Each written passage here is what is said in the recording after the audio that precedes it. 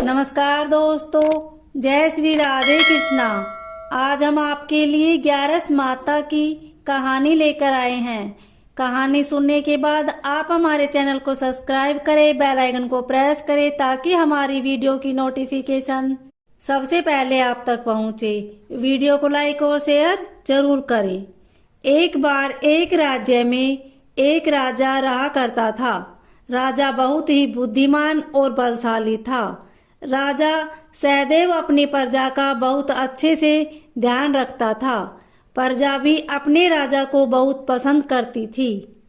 राजा की 2 बेटियां थी। राजा अपनी दोनों बेटियों से बहुत प्रेम करता था। राजा की छोटी बेटी देखने में बहुत सुंदर और आकर्षण थी और राजा की बड़ी बेटी छोटी बेटी के मुकाबले थोड़ा कम सुंदर थी। राजा की छोटी बेटी 11 माता की पूजा किया करती थी और सभी लोग राजा की छोटी बेटी से बहुत प्रेम करते थे और बहुत प्रशंसा किया करते थे। राजा भी अपनी छोटी बेटी को बड़ी छोटी से अधिक प्रेम करता था, जिस कारण राजा की बड़ी बेटी को अपनी छोटी बहन से बहुत नफरत होने लगी थी। राजा की दोनों बेटियां जब बड़ी हो गई तब एक पड़ोस राज्य में रहने वाला राजकुमार राजा की बड़ी बेटी के लिए रिश्ता लेकर आया। लेकिन जैसे ही उस राजकुमार की नजर राजा की छोटी बेटी पर पड़ी तो वह राजकुमार राजा की छोटी बेटी पर आकर्षण हो गया और उससे पहली नजर में प्रेम कर बैठा। उस राजकुमार ने राजा की बड़ी बेटी के साथ विवाह करने से मना कर दिया और उसने राजा से कहा कि मैं आपकी छोटी बेटी से विवाह करना चाहता हूँ। जिसके बाद राजा की बड़ी बेटी यह देखकर अपनी छोटी बहन से बहुत क्रोधित हो गई और राजा की बड़ी बेटी ने अपनी छोटी बहन को अपना सबसे बड़ा दुश्मन मान लिया। राजा की बड़ी बेटी ने अपनी छोटी बहन से बदला लेने का निर्णय लिया, जिसके लिए उसने अपनी छोटी बहन को जान से मारने का प्लान बनाया। राजा की बड़ी बेटी ने अपनी छोटी बहन को मारने के लिए सबसे पहले एक लड्डू में जहर मिलाकर अपनी छोटी बहन को दे दिया और उसको लड्डू खाने के लिए कहा। लेकिन लड्डू खाने के बाद भी छोटी बहन को कुछ नहीं हुआ। बड़ी बहन यह देखकर बहुत आश्चर्यचकित हो गई, लेकिन बड़ी बहन ने हार नहीं मानी और उसने जब रात में छोटी बहन अपने कमरे में सो रही थी तब एक मटके में सांप रखकर उसे कमरे में छोड़ दिया। लेकिन सांप भी छोटी बहन का कुछ नहीं कर पाया। जिसके बाद बड़ी बहन ने अपनी छोटी बहन से कहा कि चलो हम लोग कुएं में से पानी भरकर लाते हैं। जिसके लिए वह अपनी छोटी बहन को पानी भरने के बहाने कुएं के पास ले गई और उसने अपनी छोटी बहन को कुएं में धक्का दे दिया। लेकिन छोटी बहन को तब भी कुछ नहीं हुआ, क्योंकि हर बार 11 माता उसकी रक्षा कर रही थी और उधर बड़ी बहन अपने सारे प्रयासों के बाद असफल हो रही थी, जिससे वह बहुत क्रोधित हो जा रही थी। फिर उसने अपनी छोटी बहन के पास जाकर उससे खुद ही पूछा कि मेरी छोटी बहन, तुमको पता है भगवान ने सबकी मृत्यु एक निश्चित समय पर लिखी हुई है और कैसे तुम्हारी मृत्यु होगी, क्या यह तुम जानती हो? तब छोटी बहन ने अपनी बड़ी बहन को बताया कि हाँ, मैं जानती हूँ मेरी मृत्यु कैसे होगी। छोटी बहन से यह सुनकर बड़ी बहन मन ही मन बहुत प्रसन्न होने लगी और उसने अपनी छोटी बहन से कहा कि तो मुझे अपनी मृत्यु का राज बताओ। छोटी बहन ने अपनी बड़ी बहन से कहा कि मेरी मृत्यु तो एक तोते में है। जो तोते के गले में एक हार है उससे मेरी मृत्यु होगी। जब तक कोई भी व्यक्ति तोते को मारकर वह हार अपने गले में पहनेगा तो मैं मूर्छित हो जाऊंगी। जैसे ही उस हार को अपने गले में उतारेगा तो मैं वापस से जीवित हो जाऊंगी। अपनी छोटी बहन की मृत्यु का राज जानकर बड़ी बहन बहुत खुश हो गई और उसने अपनी बहन को मारने के लिए उसके पालतू तोते को ढूंढना शुरू कर दिया और छोटी बहन को इस बात का आभास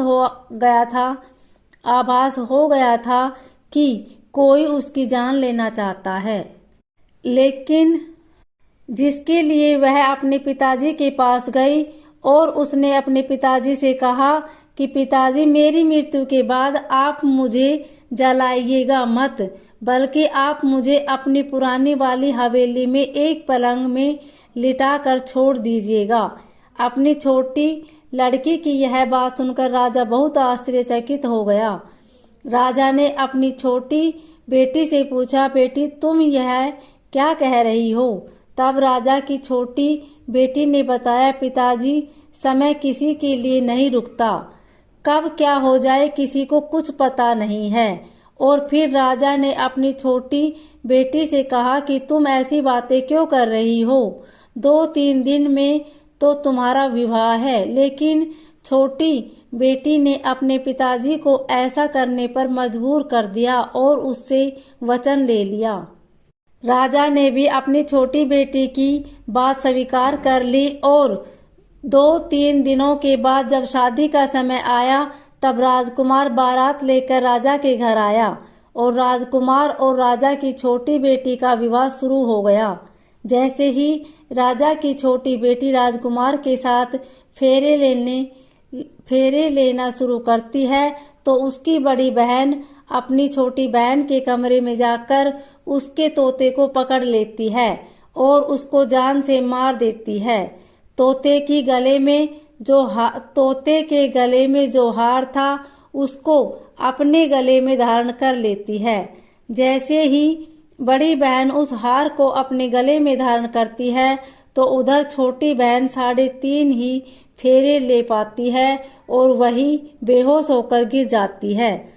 जिसके बाद राजा ने बड़े बड़े दर्द हकीमों को बुलवाया और अपनी छोटी बेटी का इलाज करने के लिए कहा। राजा की बात सुनकर वैद्य ने छोटी बेटी को जब चेक किया तो राजा को बताया कि आपकी छोटी बेटी ना तो जीवित है और ना ही मरी हुई है। यह मैं ऐसा पहली बार देख रहा हूँ। राजा ने वैद्य और हकीम को यह बात बाहर बताने से मना कर दिया और उनको कहा कि अगर तुमने यह बात किसी को बताई तो हम तुम्हें फांसी दे देंगे। राजा ने अपनी छोटी बेटी को पुराने महल में जाकर एक पलंग में लेटा दिया और वहां पर कुछ सैनिक को तैनात कर दिया। वापस अपने महल पर आ गया। राजा की बड़ी बेटी अपने पिताजी के पास आई और कहने लगी कि पिताजी, अगर यह शादी संपन्न नहीं हुई तो आपकी इज्जत का क्या होगा? आप कहे तो मैं आपकी इज्जत बचाने के लिए राजकुमार से शादी करने के लिए तैयार हूँ। जिसके बाद राजा ने अपनी बड़ी बेटी की बात मान ली और राजा ने बड़ी बेटी को छोटी बेटी के कपड़े पहनाकर मंडप पर भेज दिया। लेकिन राजकुमार यह जान गया कि यह राजा की छोटी बेटी नहीं है, बल्कि यह राजा की बड़ी बेटी है।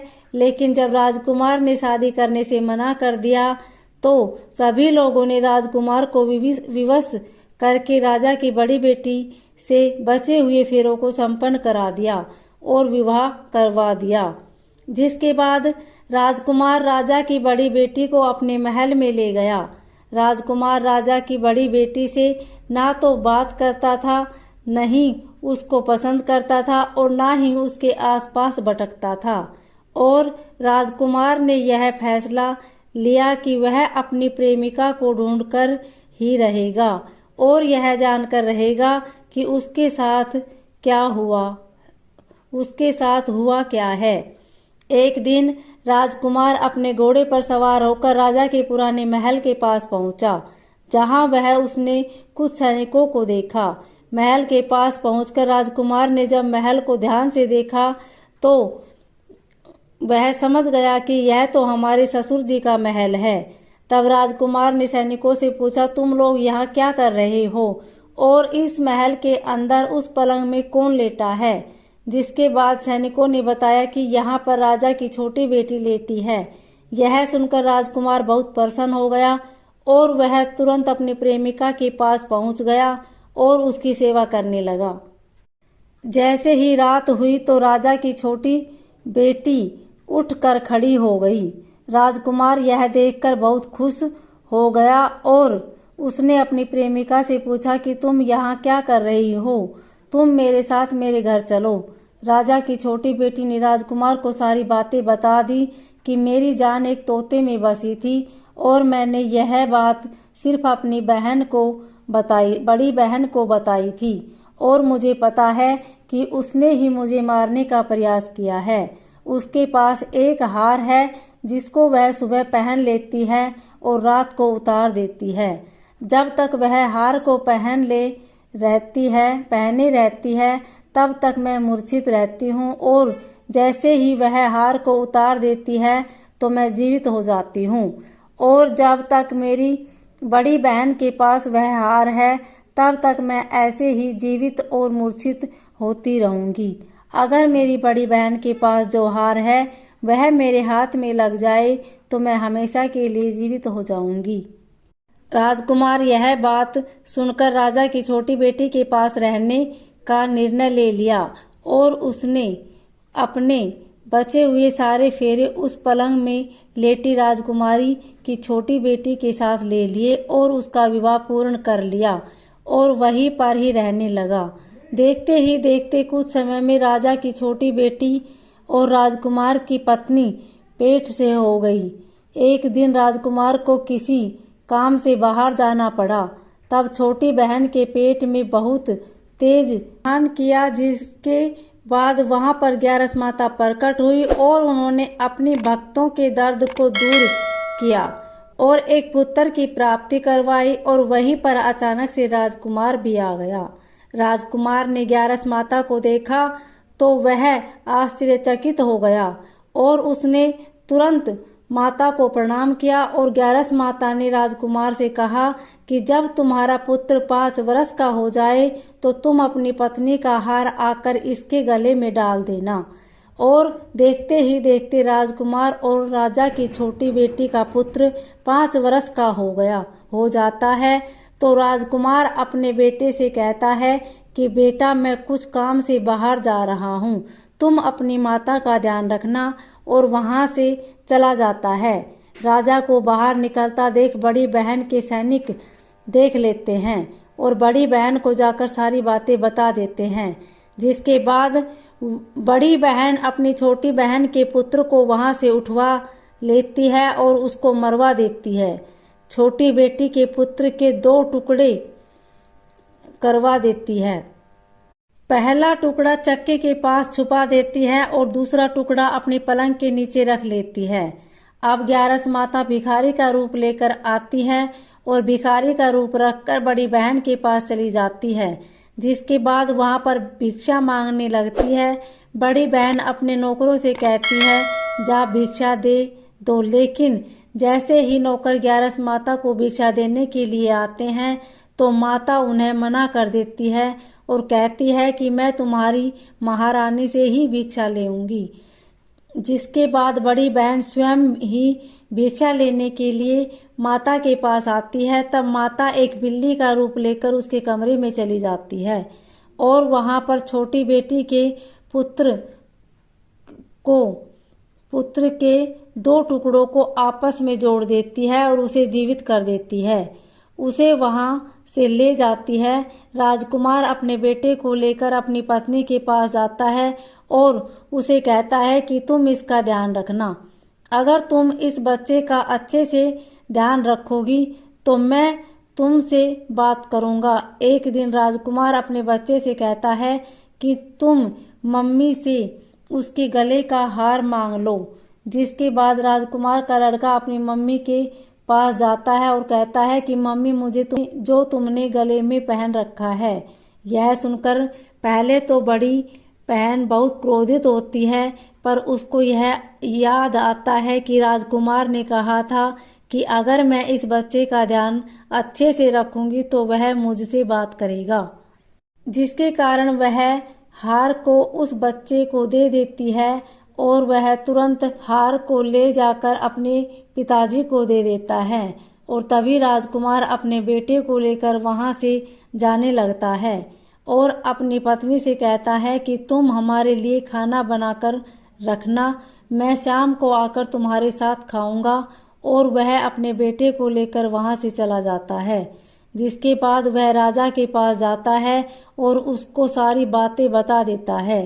राजा अपनी बड़ी बेटी की यह करतूत सुनकर बहुत क्रोधित होते हैं और अपनी परवरिश पर ही दोष देने लगते हैं और राजकुमार को अपनी छोटी बेटी के साथ रहने के लिए आदेश देते हैं। ओम नमो भगवते वासुदेवाय। बोली ग्यारस माता की जय।